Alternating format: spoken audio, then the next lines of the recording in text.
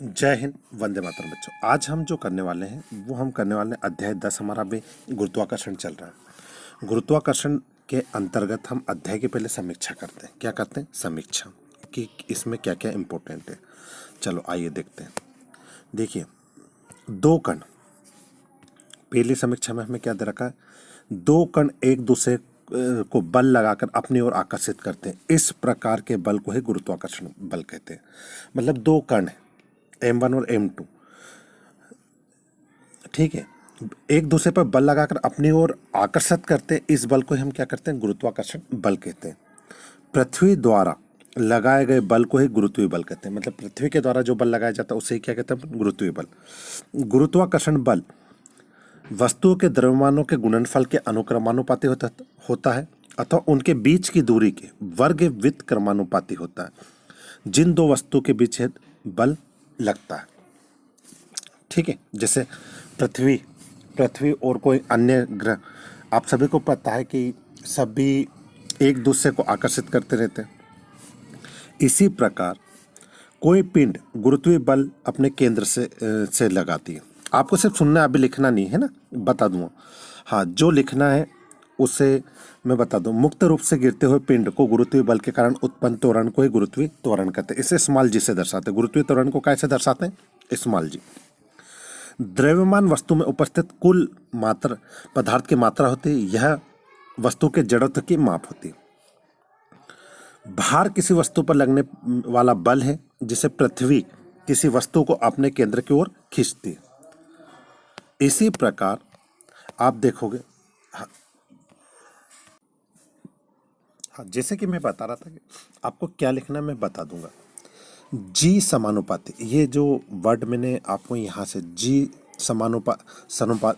समानुपातिक रूप में स्थिर रहता है और ब्रह्मांड के सभी स्थानों पर इसका मान समान रहता है। मतलब गुरुत्वीय त्वरण तो स्मॉल जी को कहेंगे, लेकिन गुरुत्वीय नियतांक हम जी को कहते हैं। इसका मान सभी स्थानों पर क्या रहता है? समान।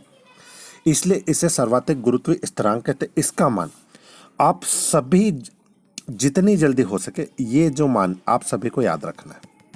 कक्षा 9th के स्टूडेंट को मैं बताना चाहता हूं कि ये जो मान दे रखा है 6.673 गुणित 10 के power -11 newton metre square KG minus, ये जो दे रखा है ना, इस पूरे मान को आप सभी को याद करना है।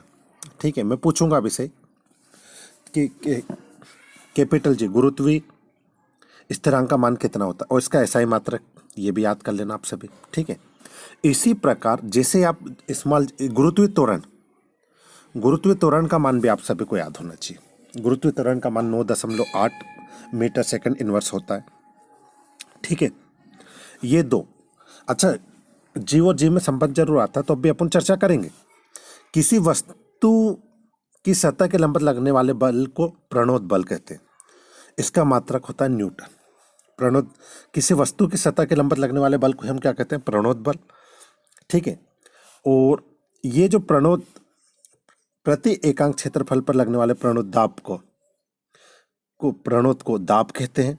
इसका SI मात्रक होता है न्यूटन मीटर स्क्वायर और इसका मात्रक पास्कल होता है। दाब का मात्रक जो है पास्कल होता है, ये आप थोड़ा सा देख लीजिए। जब किसी वस्तु को किसी तरल या पूर्ण रूप आंशिक रूप से डुबाया जाता है तो वह ऊपर की दिशा में एक बल का अनुभव करता है जो वस्तु द्वारा हटाए गए तरल के भार के बराबर होता है। ये भी आप सभी को याद होना चाहिए। आपने देखा होगा नाव, जो हमारे नाव जिस सिद्धांत पर चलती है ना, वो यही सिद्धांत है कि जब किसी वस्तु को तरल या पूर्ण रूप से आंशिक रूप से डुबाया जाता है तो वह ऊपर की दिशा में एक बल का अनुभव करती है जो वस्तु द्वारा हटाए गए भार के बराबर होता है। ठीक है, कागज की गेंद की अपेक्षा कागज पर वायु लगाया गया प्रतिरोध अधिक होता है।